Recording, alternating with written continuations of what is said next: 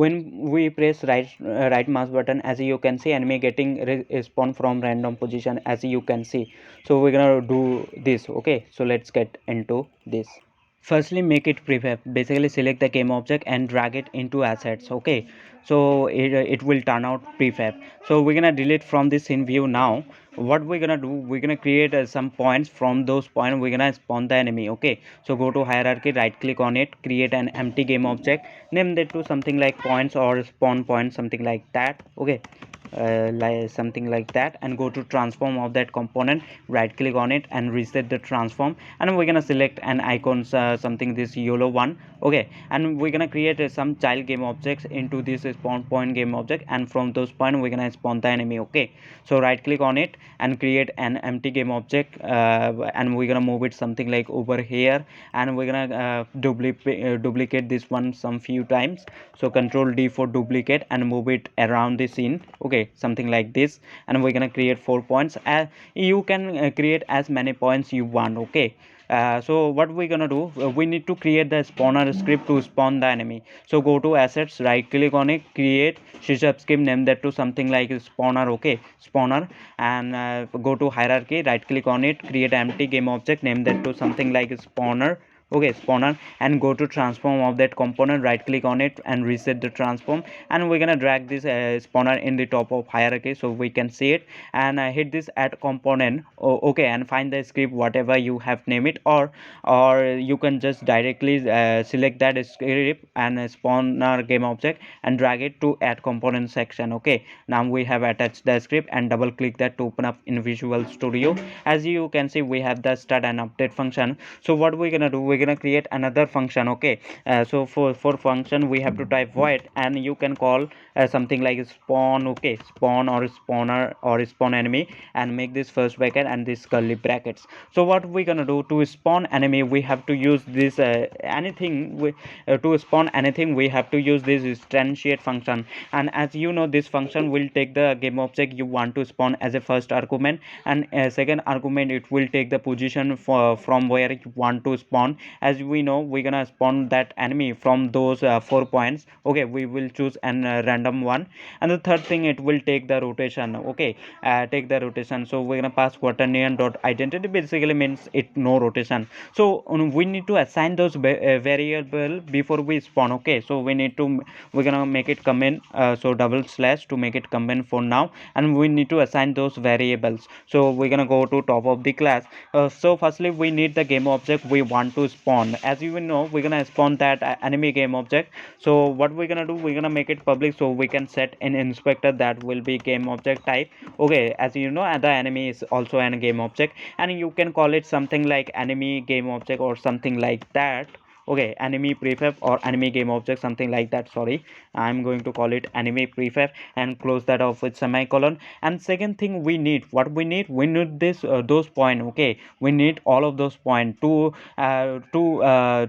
hold up all of this point, all of those point. We need to create an array, and as you know, those are point, basically means position. So we need to create transform, and as you know, transform is responsible for position. So we're gonna make it public so we can set an inspector that will be transform, and as you know, is responsible for rotation, scale and position, and you have to make it this square bracket to make an array. Okay, which will hold up multiple things, and you can call it something like a spawn point, something like that, and close that off with semicolon and control S on your keyboard to save this. We need to assign this variable before we spawn. Okay, so control S on your keyboard to save this and head again to Unity. So we need to drag those in corresponding layers. Okay, corresponding fields. So just wait for to compile. In spawner script you will able to see the first field which will be the enemy game object. So what we need, enemy prefab we have name it, so we need to drag the enemy game object to that field, as well as the position we need to drag. Okay, as you can see, enemy prefab which says none, basically empty. So what we're gonna do, we're gonna drag the enemy game object to that field. Now we have the enemy game object, now we can spawn. So we also need to drag this point or position to this spawn point array, as you can see. So in the top right corner you can see that lock button. Just lock it and select all of the points, okay, by holding down shift and select all of them and drag it to a spawn points array. Now we have all of the point, as you can see. So after that, unlock it and go to spawn a spawner script, spawn game object once again. As you can see, 0 is the first one, 1 is the second one, 2 is the third one, third is the index of 3 is the fourth one. As you can see, just map up with a certain index, okay. Those point map up with certain index. As you can see, 0 is the first one, okay. So what we're gonna do, we're gonna go over to script once again, and we're gonna remove these two slashes, and we're gonna use this instantiate function, okay. And as you know, it will take the first argument, the game object you want to instantiate. So we're gonna pass this enemy prefab game object, okay, enemy prefab game object as a first argument. So we're gonna spawn that, and the second thing, it will take the position. So we have to pass the spawn point array name, and we have to make this square bracket. So let's suppose we're gonna spawn from third point. As you know, if we go to unity once again, and if I select the third position, and as you know, the third one is the index is 2. As you can see, if I go to spawner, and as you can see, the third one index is 2, okay. So we have to pass the index, okay, pass the index. So we will gonna pass the index 2, oh, basically means the third one. So we have to type dot, and then we have to pass the position, okay. And third thing, it will take the rotation. So we're gonna pass the quaternion dot identity, basically means it no rotation, and close that off with semicolon and control as on your keyboard to save this. So we have created this function, as you can see, spawn, but we never calling it, so it will not be execute. So what we're gonna do, for test, we're gonna call it start function, okay. And as you know, start function get called whenever the game start, and it just call one time. So what we're gonna do, we're gonna call this function, okay, spawn function, and make this first bracket and close that off with semicolon. And as you can see, what spawn function is doing, it's using this instantiate function. And as you know, instantiate function will take it will spawn the game object, okay, from this point, third point. As you can see, we have passed to index, as you know, index of 2 is the third point, and we have passed quaternion dot identity, basically means it no rotation, okay. So control s on your keyboard to save this, and head again to unity. In the start of the game, that game object will spawn from the third point, because we have passed the index 2. And as you know, index of 2 is the third point, as you can see in the spawner script, okay. So just wait for to compile, and if we hit play in the start of the game, that game object, enemy game object, will be spawned from the third point, okay. So control s on your keyboard to save this, and if we hit play in the top, okay, hit play in the top, and if the game start, the game object will from the third point, okay, in the start of the game. So just wait for to compile, and you will able to see uh we guess we did some mistake, okay. So if we go to uh, so we are calling this spawn function in the start of the game, okay. So control s on your keyboard to save this. Once again, we haven't said it, so haven't press control s, so that's why it's happening. So control s on your keyboard to save that, and hit play in the top. You will able to see the enemy game object will spawn from the third point, okay. So just wait for to compile, and you will able to see that, okay.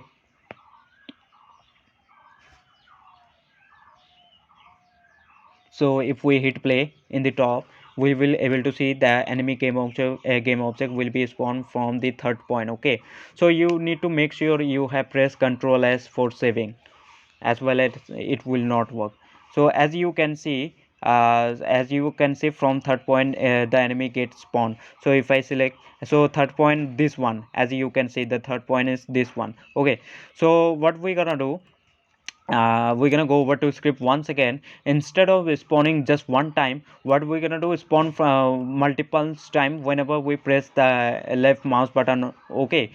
So what we're gonna do, we're gonna go over to and we're gonna choose an random point. We're not gonna specifically spawn enemy from this point. We're gonna choose an random one, and we're gonna spawn from that. So we're gonna we need to keep track of an index. Okay, so what we're gonna do, we're gonna to go to top of the class, and we're gonna make it public so we can see it, and that will be integer like 1 2 3 4, and we're gonna call it something like index. Okay, and close that off with semicolon, and we're gonna go over to spawn function. Okay, and we're gonna set index. Okay, index equal to random. Okay, random dot range. Okay, random dot range. Okay, random dot range, and it will take the minimum. Okay, so we're gonna pass the first one 0, and we have to pass the, and we're gonna pass, what we're gonna do, we're gonna pass this spawn points dot length. Okay, and spawn point dot length, and close that off with semicolon. Basically, what does this mean?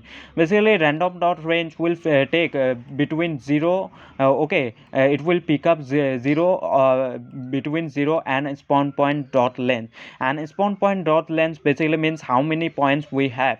Okay, so as you know, we have created 4 points, so this spawn point dot length will be 4. So the random dot range function will pick up between 0 and 4. Okay, it will pick up 0 and 4. Let's suppose it's pick up 1. Okay, random dot range pickups 1. So what we're gonna do, we're gonna replace these two by index. Okay, so let's suppose random dot range function over here pickups 1. Okay, so this will be 1, so the index over here will be 1, because we're directly setting it index equal to random dot range. So this will be 1, so the index over here 1 will be 1. And as you know, 1 is the second point. Okay, index of 1 is the second point, as you seen, as they just mapped up with a certain index. So 1 is the second one, so it will spawn from the second point. Okay, but it will the random dot range function over here will pick up an random number between 0 and 4. Spawn point dot length basically means how many points we have 4 points,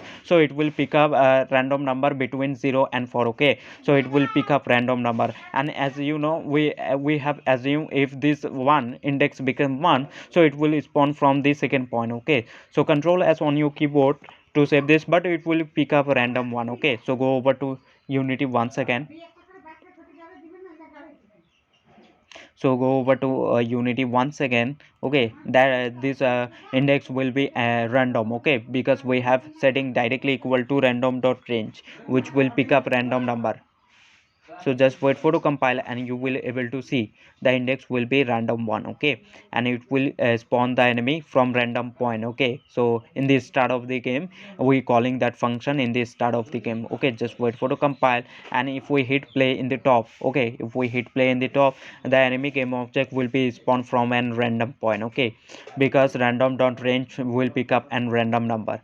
So as you can see, the over here the enemy get spawned. Okay, enemy get spawned from the fourth point, I guess. If I go to, as you can see, the fourth point is the this one. Okay, so now if we hit play once again, it will spawn from different point for the second time. Okay, so just wait for a compile. If we hit play, the index will be different one, so that's why. So as you can see, the enemy gets spawned from this point now. Okay, so it just is spawning from different position, as you can see. So what we're gonna do, whenever we press the left mouse button, we're gonna spawn that. Okay, whenever we press the left mouse button, we're gonna spawn that enemy. So what are we gonna do, we're gonna go over to script once again, and we're gonna use this update function. And as you know, update function get called every single frame, so that's why we're going to use that. And what we're gonna do, we're gonna check if input dot, okay, input dot get mouse button down, sorry, get mouse button down, and make this first bracket. So basically means if we pressing the mouse button. Okay, so if we pass over here 0, okay, if we pass 0, 0 basically means the left mouse button. Okay, and 1 basically means the right mouse button. Okay, so let's check for the right one. Okay, so and make this curly bracket. So what we're gonna do, we're gonna call this a spawn function. And what is spawn function will do, firstly it will pick up an random index. Okay, as you can see, index is is equal to random dot range, and as you know, this random dot range function will take a random number between 0 and spawn point dot length, and it will after that it will instantiate or spawn that enemy from that point. As you can see, we have passed the index, which will be the random one. Okay, so what we're gonna do, whenever we press the right mouse button, what we're gonna do, we're gonna call this function, and this function will pick up a random number firstly, okay, random index, and from that point it will spawn the enemy. So we're gonna call this spawn over here. We have to type and make this first bracket and close that off with semicolon, okay, and control S on your keyboard to save this. And we're gonna remove, okay, we're gonna remove this start function, we don't need this. Okay, so whenever we press right mouse button, as you can see, input dot get mouse button basically means if we press the right mouse button, 1 basically is the right one and 0 is basically the left one. So what we're doing, we're just calling this spawn function, and as you know, spawn function will pick up an random index, and from that point it will instantiate or spawn that enemy game object. Okay, so control S on your keyboard to save this and head again to Unity. So whenever we press the right mouse button, that we calling that spawn function, and as you know, spawn function will spawn the enemy from different point. Okay, firstly it will pick up random index, and from that index the enemy game object will be spawned. So just wait for to compile and you will able to see that. Okay, so if we hit play in the top of if we hit play in the top of, okay, and if we play the game, and if we press the right mouse button, okay, one basically means the right one, that we calling that function. Okay, and as you know, that function will as you can see, if we press it the right mouse button, as you can see, the enemy gets spawned from this point. And if we press one more time, okay, right mouse button, as you can see, that enemy gets spawned from this point. Now if I press one more time right mouse button, as you can see, enemy getting spawned from random point. Okay, as you can see, I hope you get the basics idea of it. So if you so lastly, thanks for watching this video. I hope you get the basics idea of it. Okay, lastly, thanks for watching this video. Okay, goodbye.